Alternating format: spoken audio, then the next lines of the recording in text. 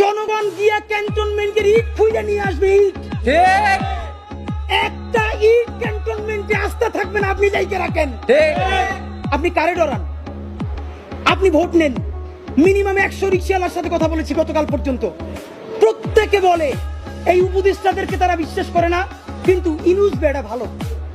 এর মানে সারা বাংলাদেশের জুলাই যোদ্ধারা, জুলাইয়ের পক্ষের শক্তিরা আপনার মুখটা দেখা এখন পর্যন্ত এই সরকারের একটা হাত ধরে রাখছে। ঠিক কিন্তু এই উপদেষ্টাদের কেউ কেউ ইতিমধ্যে রাজনৈতিক দল যারা সামনে ক্ষমতায় আসবে তাদের সাথে নেগোসিয়েশন করে কেউ সামনে আইনমন্ত্রী হবে, কেউ অন্যান্য মন্ত্রী হবে, কি কি হবে এইটা পাকাপোক্ত কইরে এখন তাদের জবানে আমাদের ঘোষণাপত্র লিখে দেয়। ঠিক এখন সেই ক্ষমতায় যারা আসবে সেই দলের মুখপাত্র হয়ে তারা এই সরকারের মধ্যে কাজ করে।